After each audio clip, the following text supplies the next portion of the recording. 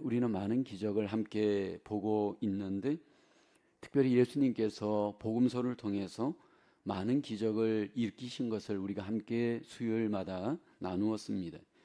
많은 기적을 통해서 예수님께서 가장 강조하시는 메시지는 그 기적을 통해서 예수님이 누구신가, 예수님을 우리에게 알리시기 위함입니다. 예수님이 행하신 많은 기적 중에서 가장 큰 기적이 무엇일까? 오늘 소개되어지는 죽은 지 4일 된 나사로를 살리신 기적이 아닐까 생각을 합니다. 예수님께서 오늘 본문에 죽은 나사로를 살리십니다.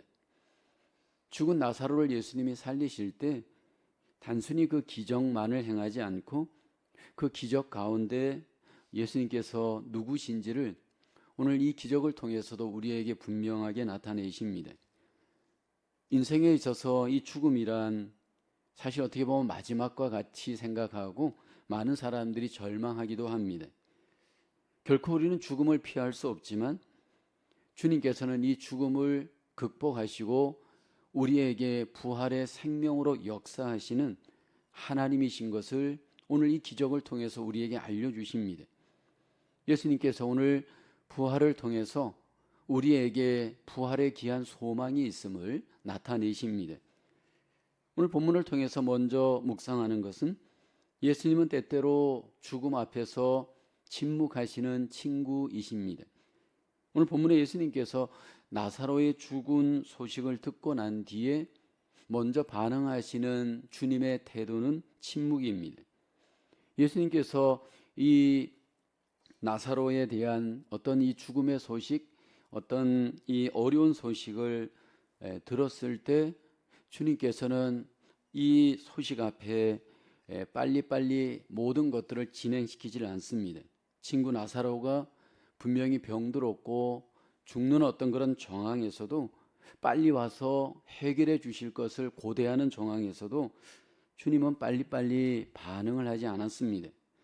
오늘 본문 앞에 단락이었던 6절을 보게 되어지면 성경은 이렇게 말씀을 합니다. 나사로가 병들었다 함을 들으시고 그 계시던 곳에 이틀을 더 유하시고 라고 합니다. 분명히 병 소식을 들었고 그 소식은 굉장히 긴급한 소식이었을 겁니다. 근데 주님께서는 이 소식을 듣고 난 뒤에 계시던 곳에서 이틀을 더 유하셨다 말씀을 합니다. 그리고 떠나실 때 또 방향을 다른 곳으로 떠납니다. 7절에 보면 그 후에 제자들에게 이르시되 유대로 다시 가자. 지금 나사로가 있는 베다니로 가지 않고 유대로 가면서 또 시간을 지체합니다. 빨리 와서 치유를 해줘야 될 그런 정황을 아시는데도 불구하고 주님께서 고의성을 갖고 침묵하시는 것을 우리에게 보여줍니다. 결국 주님께서 이렇게 침묵하시는 그 시간 속에 나사로는 그만 죽고 맙니다.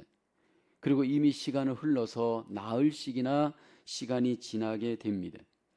이렇게 이해할 수 없는 주님의 행동이 오늘 나사로를 살리시는 과정 속에 일어났습니다. 왜 예수님은 침묵을 하셨을까요? 분명히 의도적으로 주님께서 치유하지 않고 여기 침묵을 하였습니다. 분명히 나사로를 사랑하였던 가정이었고 또 나사로와의 관계가 굉장히 친밀했음을 성경은 말씀을 합니다.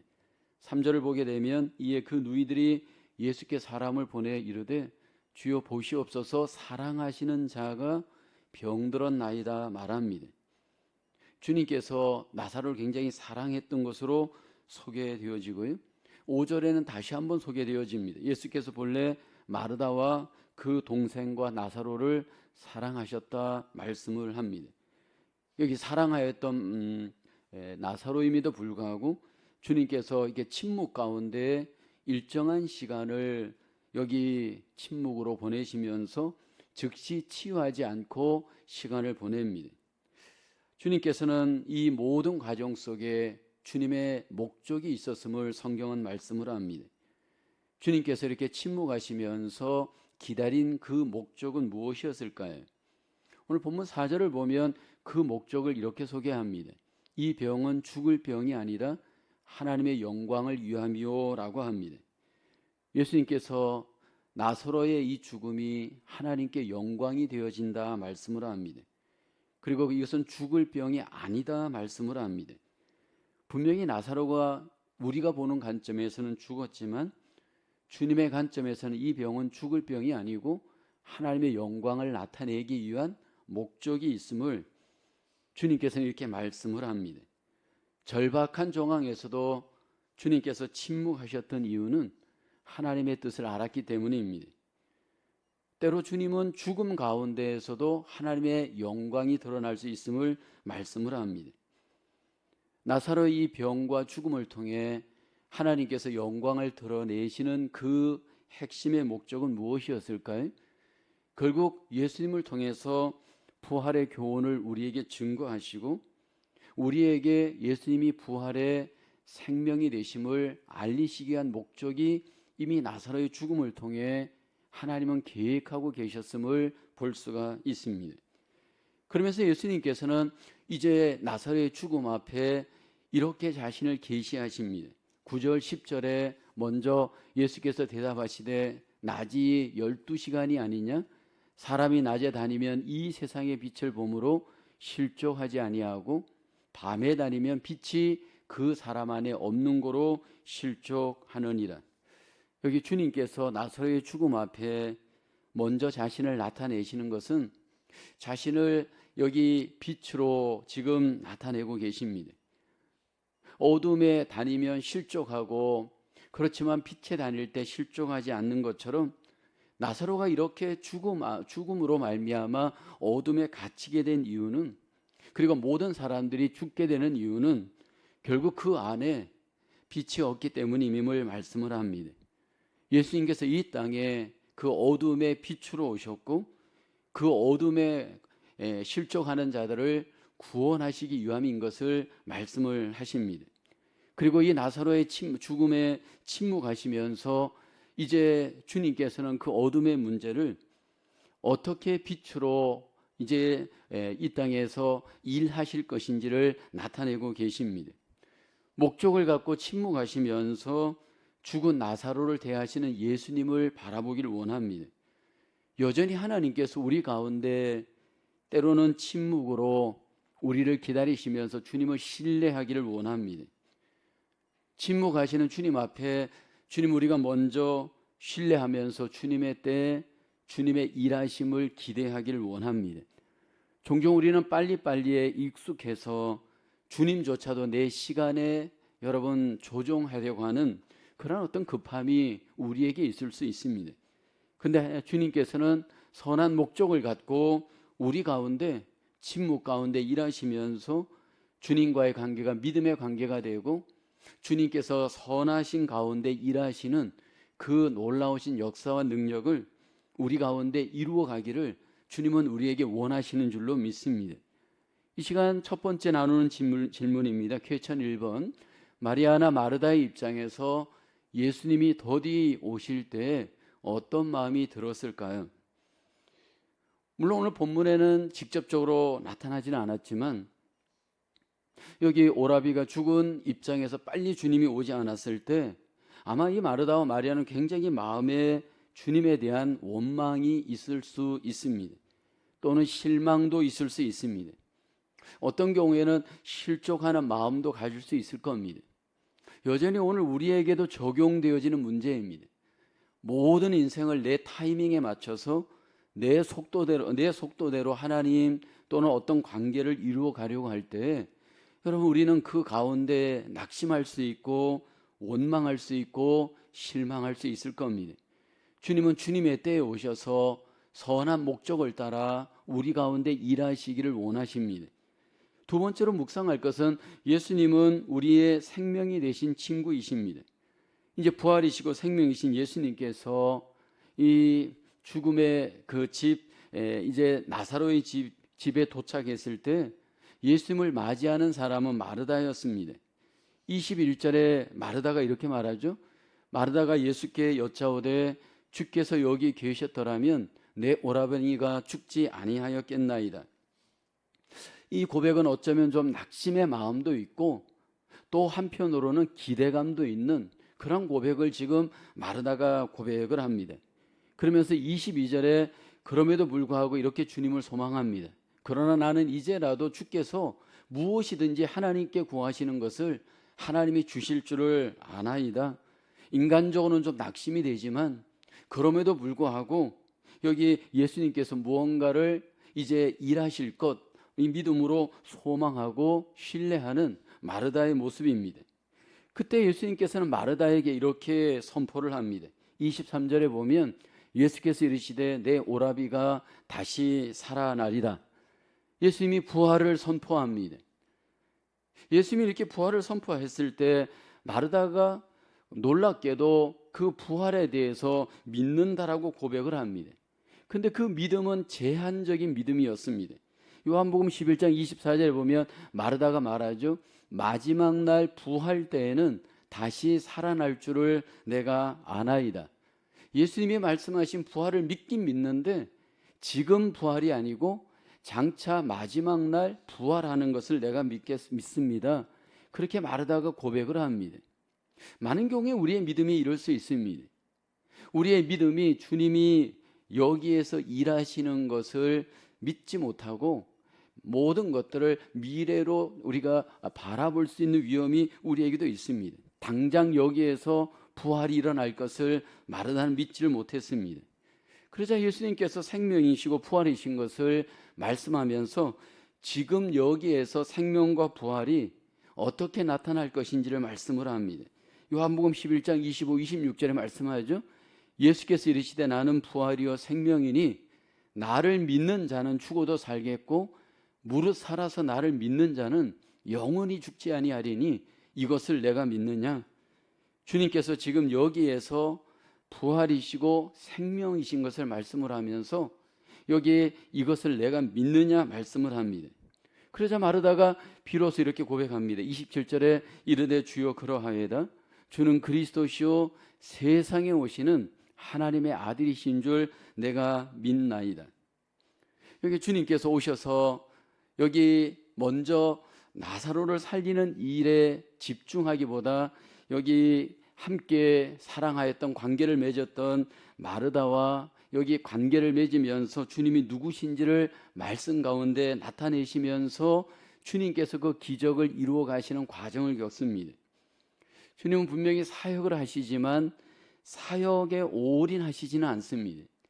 사역 중에서도 주님이 먼저 올인하는 것은 말씀을 통해 관계를 믿으면서 관계를 가지면서 자신이 누구인지를 철저히 나타내시면서 신뢰의 관계를 갖고 믿음의 관계를 가지면서 주님과 주님의 그 모든 사람들과 관계하시는 친구이셨습니다. 마르다와 관계하시고 난 뒤에 주님께서는 이제 마리아와 또 관계하시죠.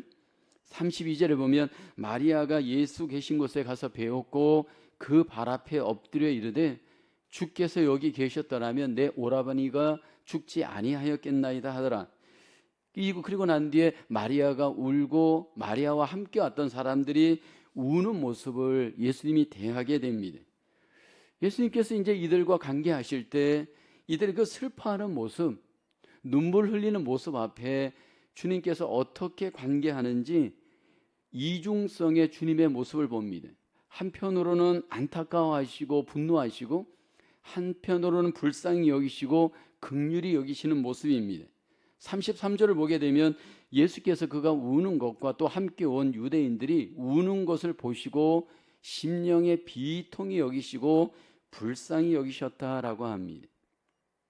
여기 예수님께서 마리아와 유대인들이 나사로의 죽음 앞에 우는 모습을 보셨을 때 먼저 심령의 비통히 여기셨다 말씀을 합니다. 이 비통히 여겼다는 이 말씀을 옛날 개역 성경에 보면 통분하셨다라고 말합니다. 사실 이 비통보다 더 정확한 번역이 사실 통분이란 단어입니다. 예수님께서 일종의 마음의 의분, 분노를 하시는 겁니다. 지금 슬퍼하고 눈물 흘리는 마리아와 유대인들을 보면서 주님께서 그 마음에 일종의 의분이 일어났습니다. 분명히 슬픔에 대해서 이해하고 공감을 합니다. 그들이 왜 슬퍼하는지 주님은 그 이유를 알았기 때문입니다. 유대인들이 생각하는 죽음은 이제 끝이고 절망이고 인간적으로 슬픔입니다. 예수님이 바라보는 죽음과 유대인들이 바라보는 죽음이 다릅니다. 그래서 그들은 지금 인간적으로 슬퍼하고 눈물을 흘립니다. 그리고 그 인간적으로 슬퍼하고 눈물 흘리는 그들의 그 밑저변에는 결국은 마귀에 의해 죽음의 권세를 잡고 있는 마귀에게 조종당하고 있고, 그리고 이것들 인간적으로 바라보는 그들의 안타까운 감정을 주님께서 여기 안타까워 하시는 겁니다. 그러면서 주님께서는 이런 모습을 보고 눈물을 흘리시죠. 35절에 예수께서 눈물을 흘리시더라. 이제 나사로의 죽음 그 무덤 앞에서 이 사람들 앞에 눈물 흘리시는 주님이십니다. 왜 눈물을 흘리시는지 오늘 본문에 소개되지는 않습니다. 그런데 주님께서 지금 나사로의 죽음 때문에 눈물 흘리시는 것은 아닙니다. 주님께서 이렇게 눈물을 흘리시는 것은 지금 그 주변적 정황을 볼 때 주님께서 굉장히 안타까워하시는 겁니다. 무지하고 어리석은 가운데 슬퍼하고 있는 그 많은 무리들을 보면서 주님께서는 동정하시고 긍휼히 여기시면서 눈물을 흘립니다. 우리 주님의 모습을 보면서, 관계하는 모습을 보면서 우리의 이 감정을 어떻게 우리가 믿음 안에서 관계할 때 이 감정을 쏟아내야 할까? 우린 주님을 보면서 배우게 되어집니다. 믿음의 말, 믿음의 관계, 믿음의 어떤 이 감정이 우리에게 나타나야 하는데, 많은 경우에 우리의 이 감정이 인간적으로 나타날 때 여러분, 그것은 굉장히 우리에게 아픔이 되고 상처가 될 수 있습니다. 여기 우리가 슬퍼하면서 눈물을 흘리되 두 종류의 눈물이 가능하잖아요. 인간적으로 슬퍼하는 것과 믿음 안에서 슬퍼하는 것은 굉장히 차이가 있습니다. 오늘 주님을 보게 되어지면 여기 그들의 그 악하고 약한 상태를 보면서 굉장히 그 안에 안타까워하시면서, 그리고 긍휼에 공감을 하면서 눈물을 흘립니다. 이 모습은 지금도 주님께서 우리를 바라보실 때 여전히 동일할 겁니다. 우리의 연약함을 동정하시면서 우리를 긍휼히 여기시면서 여전히 우리를 주님께서 위해서 기도하시면서 그 마음을 가질 겁니다. 주님께서 여기 죽음 앞에 잘못된 인간적 접근을 하는, 그리고 감정적으로 접근하는 유대인들을 보시고 주님께서 굉장히 안타까워하십니다. 주님의 관점이 아닌, 믿음의 관점이 아닌 인간적 관점으로 위로하는 일이 얼마나 위험한가, 눈물을 흘리는 일이 얼마나 위험한지를 주님은 잘 아십니다. 오늘 이것이 우리에게도 어떻게 하면 우리가 믿음 안에서 영적인 감정으로 여러분 함께 관계를 맺으면서 공감하면서 우리의 삶을 서로 나눌 것인가, 굉장히 중요한 과제입니다. 조나단 에드워드라고 하는 청교도 목사는 영적 감정을 분별하라고 하는 책을 남겼습니다. 거기에서 그리스도인들의 감정의 문제를 다루고 있습니다. 어디까지가 인간적 감정이고 어디까지가 믿음의 감정인가, 이 책에서 다루고 있습니다.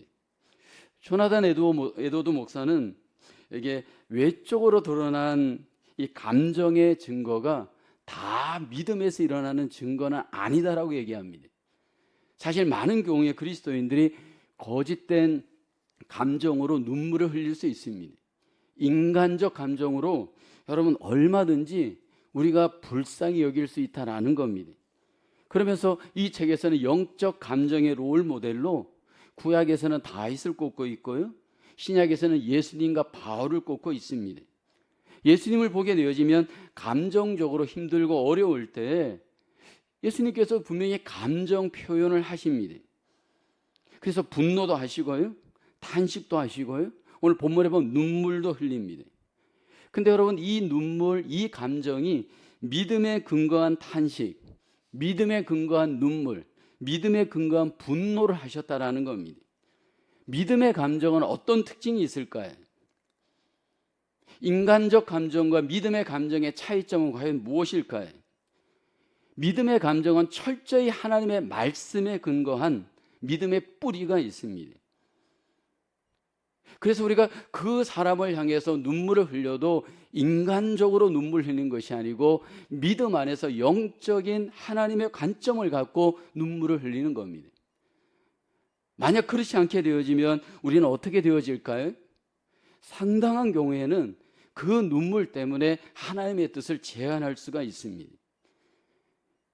여기 예수님께서 여기 슬픔을 당하고 죽음을 맞이한 그 가정, 그 상황 속에서도 철저히 눈물을 흘리시지만 주님의 그 믿음의 감정으로 말씀 위에서 그들이 눈물을 흘리고 이 문제를 하나님의 관점으로 이겨내기를 주님은 기대하셨습니다.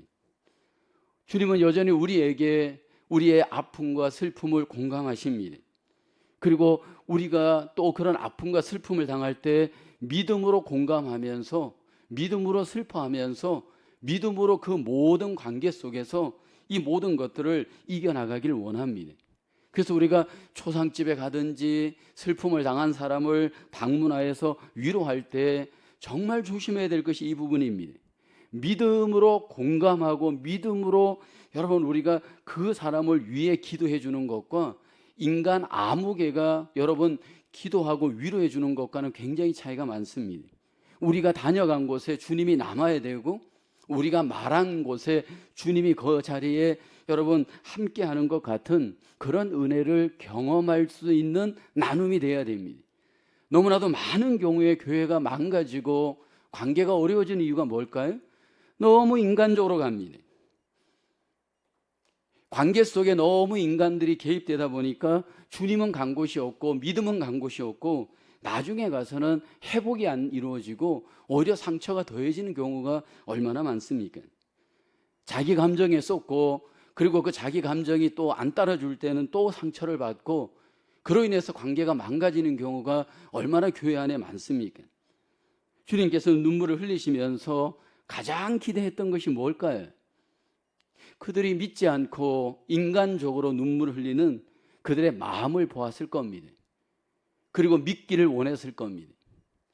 오늘 주님께서 여전히 우리 가운데 믿음으로 관계하시면서 그 믿음 위에 서 있는 감정으로 우리의 관계가 주님을 나타내고 주님의 위로를 나타낼 수 있는 그런 관계로서 슬퍼하는 자들을 같이 슬퍼해주고 긍휼히 여기고 공감해 주기를 여전히 우리에게 기대하시는 줄로 믿습니다.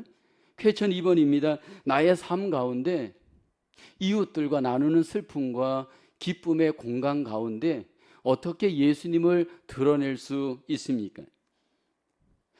만약 여러분 우리가 가서 위로해주고 공감을 해주는데 사람만 드러나고 예수님이 드러나지 않는다, 이건 전부 여러분 나중에 가보면 결국 진정한 위로가 될 수가 없습니다. 그래서 우리가 누군가를 위로한다라고 할 때 철저히 믿음 위에 서서 하나님의 말씀 위에 서서 위로할 수 있도록 준비하고 기도하고 성령님의 인도를 받으면서 우리가 서로 관계해야 할 줄로 믿습니다. 저는 교회 안에서 많은 분들이 자꾸 자기를 나타내려고 자기를 드러내는 위로를 하다가 결국 그것이 그 사람에게 더 아픔이 되는 것을 많이 봅니다. 주님이 나타나야 되고 주님이 일하시도록 철저히 나는 죽고 주님이 나타낼 수 있는 그 믿음, 그 말씀이 우리를 지배하여 하나님의 도구로 위로자가 되어지는 저와 여러분 되어야 할 줄로 믿습니다. 세 번째로 예수님은 죽은 사람을 살리시는 친구이십니다. 이제 예수님은 죽은 나사로의 무덤을 가시고 그 나사로의 무덤에서 이제 말씀으로 죽은 나사로를 살려냅니다. 예수님께서 그 무덤 앞에서 먼저 하신 일은 돌을 옮겨 놓으라 하시죠. 39절에 보면 예수께서 이르시되 돌을 옮겨 놓으라 하시니 그 죽은 자의 누이 마르다가 이르되 주여 죽은 지가 나흘이 되었음에 벌써 냄새가 나나이다. 예수님은 얼마든지 기적을 행하실 수 있는 분이십니다. 그런데 주님께서는 여기 돌을 먼저 옮겨 놓을 것을 여기 말씀을 합니다. 돌무덤에 돌을 옮겨 놓는 믿음을 우리에게, 순종을 우리에게 원하십니다. 그때 마르다가 주님께 말하죠. 죽은 지 벌써 나흘이 되었습니다. 벌써 냄새가 너무 납니다. 이렇게 고백을 합니다. 우리는 앞에서 이 마르다가 주님을 어떻게 믿고 고백했는지 잘 압니다.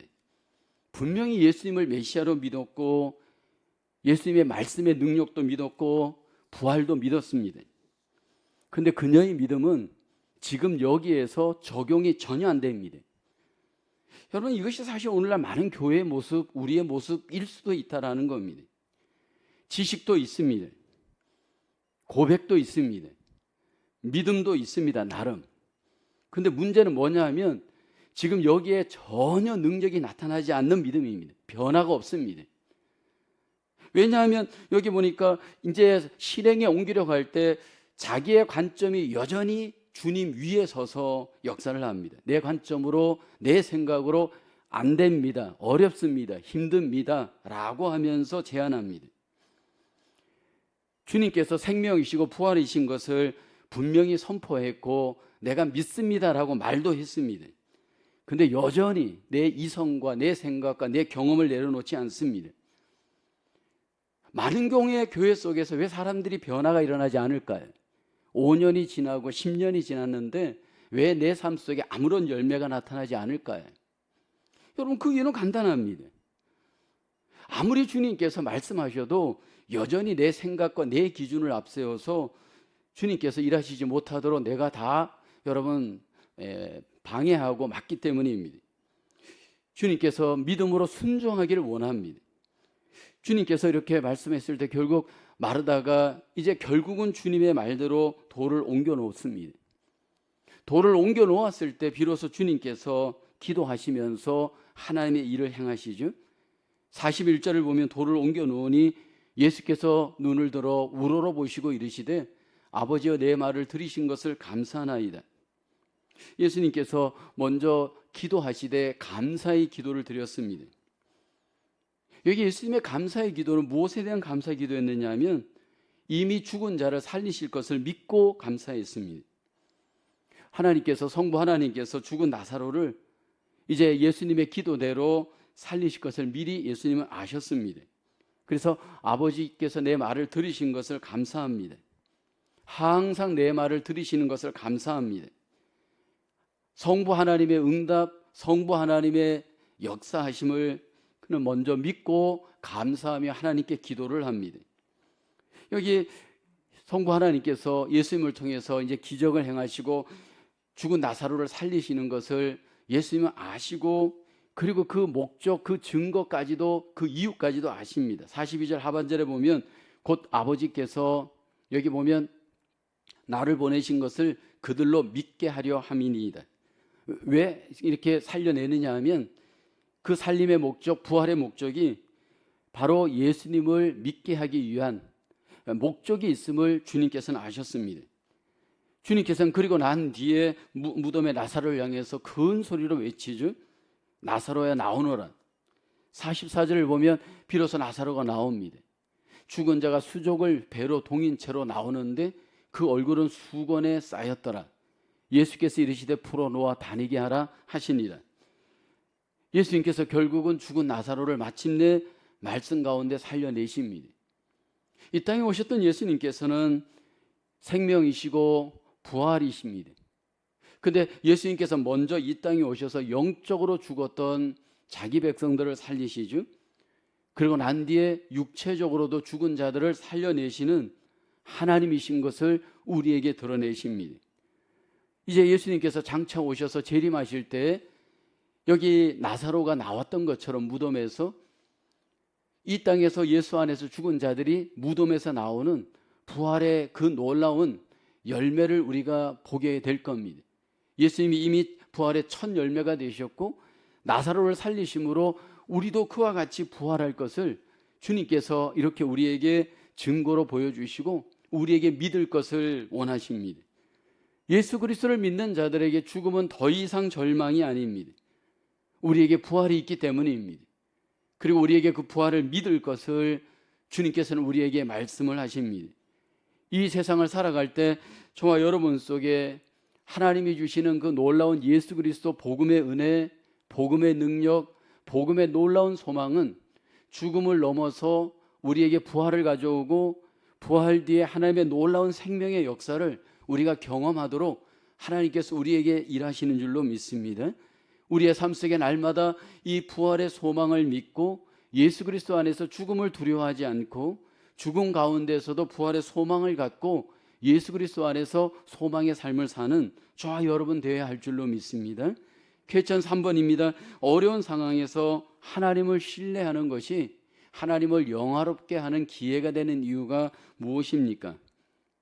여기 예수님께서 나사로가 죽고 모든 상황이 절망적 상황 속에서도 오직 성부 하나님을 믿고 영화롭게 하는 기회로 그 모든 상황을 이용하셨습니다. 여러분, 우리가 하나님을 믿을 때 하나님이 일하십니다. 우리가 하나님을 믿을 때 그것이 가장 하나님이 원하시는 일입니다. 우리가 하나님을 믿을 때 하나님은 우리의 믿음을 보시고 우리의 모든 상황 속에서 마침내 일하심으로 하나님의 영광을 드러내시고 하나님의 뜻을 우리 가운데 나타내시는 줄로 믿습니다. 결론입니다. 그리스도인은 시간과 삶에 대해서 올바른 관점을 갖는 것이 중요합니다. 예수님께서 죽은 나사로를 살리실 때 먼저 침묵하신 것은, 그 시간 앞에, 상황 앞에 침묵하신 것은 오직 하나님께 영광을 돌리시기 위함이었습니다. 이것을 통해서 생명을 주시기도 하고 거두시기도 하시는 주권자 하나님을 우리에게 나타내시고 예수님이 생명이시오 부활이신 것을 알리시기 위함입니다. 그리고 죽음 앞에서 주님은 인간적 감정으로 접근하신 것이 아니고 영원한 하나님 나라의 관점에서 믿음으로 슬픔을 당한 이들을 관계하시면서 생명을 나타내시고 하나님을 나타내셨습니다. 그리고 우리에게 죽은 자를 살려내심으로 예수님이 부활이시고 생명이신 것을 증거하셨습니다. 그리고 우리에게 믿음으로 소망을 갖게 하셨습니다. 저와 여러분 속에 다시 한번 생명과 우리에게 부활되시는 예수 그리스도로 말미암아 우리의 삶 가운데 소망이 넘치고 하나님 앞에 더욱더 우리의 삶이 소망의 삶으로 하나님께 영광을 돌리는 우리 모두의 삶이 되어지기를 주님의 이름으로 축복합니다. 이 시간 우리 함께 잠깐 합심해서 적용을 위해서 기도하겠습니다. 하나님, 어떤 상황 속에서도 인간적 관점으로 절망하거나 낙심하지 않게 하시고 생명이요 부활이신 예수님을 소망하는 우리의 삶이 되게 하옵소서. 하나님께 영광이 되어지는 우리의 삶이 되게 하옵소서. 함께 우리 적용을 위해서 잠깐 30초에서 1분 정도 우리 합심하여서 잠깐 기도드리겠습니다. 은혜가 풍성하신 하나님, 또 이 저녁에도 함께 요한복음을 통해서 이 땅에 생명이시오 부활로 오신 예수님을 함께 묵상하게 하심을 감사합니다. 하나님 아버지, 우리가 죽음을 맞이하고 절망적 상황을 맞이할 때 하나님, 우리가 인간적으로 반응하지 않도록 도와주옵소서. 하나님, 먼저 우리 안에 하나님의 선한 뜻을 믿고 하나님의 선한 목적을 믿고 하나님께 영광을 돌릴 수 있는 저희들의 삶이 되게 도와주시옵소서. 아버지, 특별히 우리가 죽음 앞에서 낙심하고 절망하고 두려워하지 않게 하여 주옵소서. 부활이요 생명이신 예수님을 믿고 영원한 천국과 부활을 소망하며 날마다 하나님, 우리의 노년의 삶, 우리의 믿음의 삶이 되어질 수 있도록 하나님 인도하여 주시옵소서. 우리의 남은 생애가 더욱더 소망의 삶이 되게 하시고 예수 그리스도를 하나님 믿음으로 날마다 소망하며 살아가는 하나님께 영광을 돌리는 저희들 되게 하여 주옵소서. 하나님 감사합니다. 부활이요 생명이신 예수님으로 말미암아 죽음 앞에서도 절망하지 않고 우리에게 소망을 갖게 하심을 감사합니다. 인간적 관점으로 죽음을 바라보고 상황을 바라보고 해석하고 낙심하고 원망하지 않도록 하나님, 우리의 마음을 하나님 믿음으로 채워 주시옵소서. 오늘도 남은 생에도 우리가 살아갈 때 우리가 세대를 바라보지 않게 하시고 주님을 바라보게 하시고 우리에게 소망과 생명과 부활 되신 주님으로 말미암아 하나님께 영광을 돌리며 하나님이 일하시는 것을 우리가 친히 경험할 수 있는 믿음의 승리의 삶을 살 수 있도록 이 한 주간도 남은 생에도 하나님 은혜 베풀어 주시옵소서. 모든 것을 감사하고 예수님의 이름으로 기도하옵나이다. 아멘.